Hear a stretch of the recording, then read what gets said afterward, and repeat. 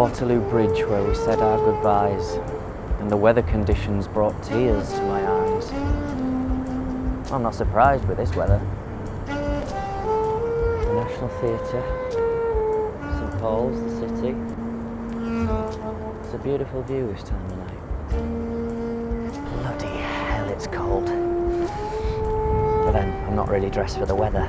I mean, look at me standing here in this suit and this waistcoat. I better look alright, pillock. At least there's nobody around to see me. Managed to escape for a bit of air. I've heard many people describe their life as having a soundtrack running through it. For some people, their life is underscored by funky, upbeat songs. For others, it might be freestyle jazz or classical concertos. My life's always been underscored by ballads. For whatever reason, I don't know why. There's something about the outpouring of a broken heart or the anguished cries of a spurned lover that I connect with more than some funky, upbeat pop song.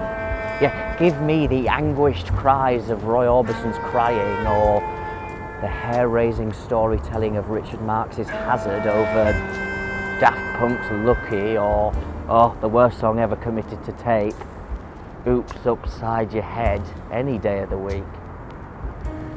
There's something about a ballad that seems to have more in common with life as I recognise it. The minor chords and haunting melodies reflective of the unrealised dreams, the heartbreak, the loss, the grief, the unending dreariness that is the drudge of the human journey through life. It's a long way down from here, and the water, still, smooth like glass shattering underneath you. I probably won't jump. I never have yet. It's just somewhere to stand, to look, to think, to reflect. God, I'm a cheery bugger, aren't I? No, I don't mean to be so melancholy. It's just something about this time of year. I can't quite put my finger on it. And I can't seem to reach the same sort of fever pitch excitement as everybody else.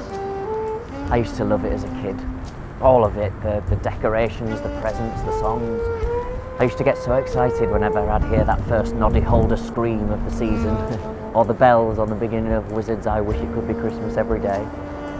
Not Mariah though. I could never stand Mariah. Still can't. My favourite though, my absolute favourite was Band Aid, and I used to sing along at the top of my voice. Fever, whoa! That's right.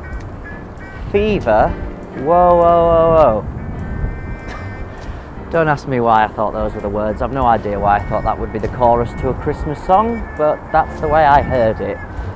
And I think I was well into my teens, probably nearer 20 than I care to admit, before I realised what the actual lyrics were when I saw a documentary about the making of the song. Feed the world.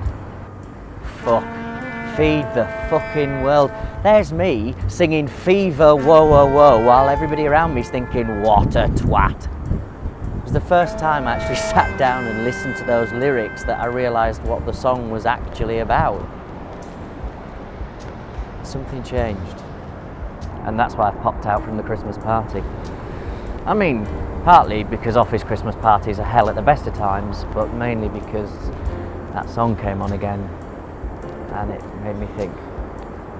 When I left, Helen from IT was trying to get Mary from the front desk to try Jägermeister.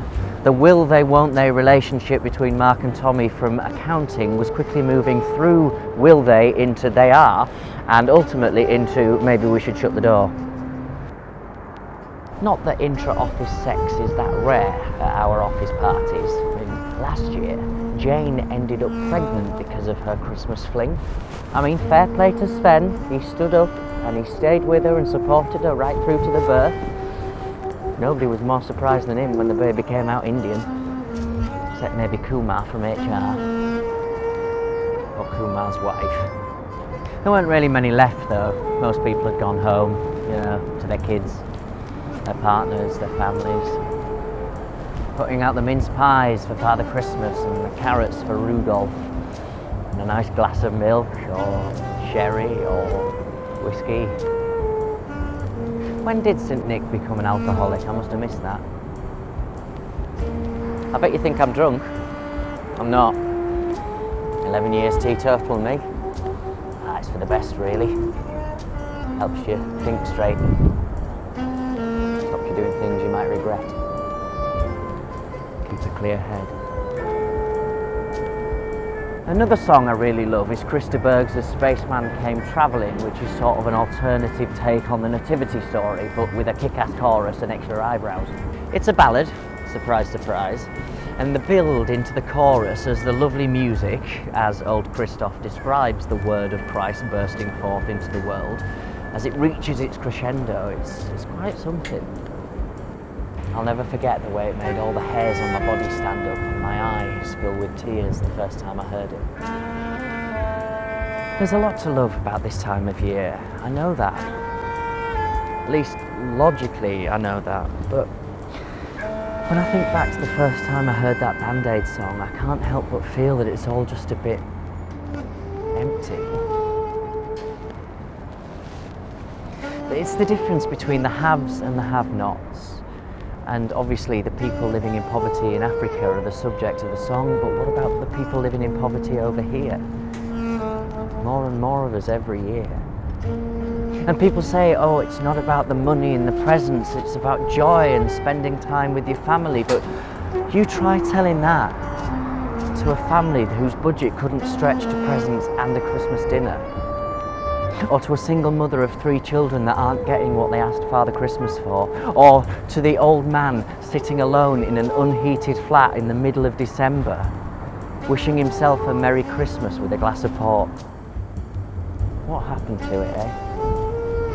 A time of joy, of family, of celebration.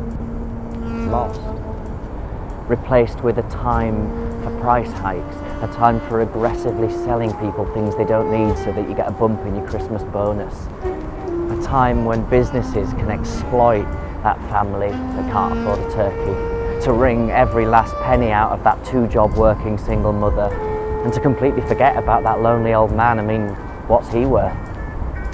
A time when a department store's Christmas advert is as much a part of Christmas as Mary and Joseph. Who? And when did the adverts become so bloody miserable? Oh, which one made you cry more, John Lewis or Sainsbury's? Oh, and don't forget Aldi, will Kevin the Carrot make it home in time for Christmas? Fuck right off. And doesn't Boy George say it in the song? In our world of plenty, we can spread a smile of joy. For me, oh, I'm at the top of the food chain. I'm definitely in the haves camp. I got more money in my Christmas bonus this year than most people will see in a lifetime. So, by the laws of modern society, I should be loving life. I should be spreading the aforementioned joy. But who can I spread it to? No partner, no children, both parents are dead. I spent so much time at the office ploughing all my energy into making money that I seem to have forgotten to make a life for myself. I spent last Christmas Day getting drunk with the barman from Dublin who missed his flight home. Just the 2 of us, sat there getting absolutely munted, having a competition to see who was the worst human being. Yeah, I ended up staggering home, absolutely plastered and throwing up in Tesco's doorway. I was asleep in bed before the end of the Queen's speech. I didn't even have time to put me roast turkey ready meal in the microwave to cook. You know, I wonder if he'll be sitting there tomorrow, eating his dinner, thinking, well, this is nice. But I wish I were in the King's Head getting pissed with Lee. Yeah, I doubt it. Greg Lake, there's another one that I love. What's the name of his Christmas song? I can't remember, but it's another one of them melancholic songs in a minor key. Shock. There's a great line in there that really stuck with me. They sold me a dream of Christmas, and I guess that's what it is. I feel I've been sold something that just isn't. I mean, come on, the idea of Christmas is far better than the reality.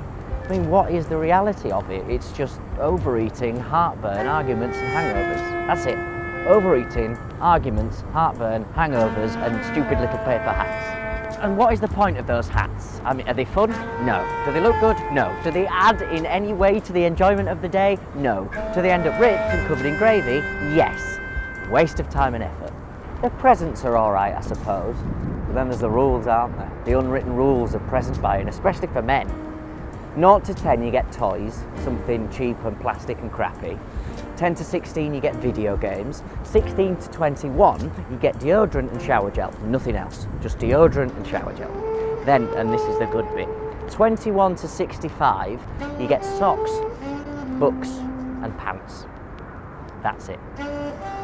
Socks, books and pants. For the entirety of your adulthood you get socks, books and pants. Oh, and Lynx Africa gift sets. Then you turn 65 and you get flippers. There you go. The rules of present buying for men. You're welcome. And I do find it funny, and perhaps I'm the only one that does, but I find it funny that the two things that we as a species value above anything else is money and religion. And Christmas is like a horrific mashup of the two. And what good is a 6-figure salary when you've got no one to share it with? No one to buy presents for? There's no magic in Christmas. And Christmas itself is not magic. It's a day like any other day. The magic is in the night before, the excitement. It's in the joy on the kids' faces in the morning. It's in the spending hours eating too much with the people that you love, the people that you...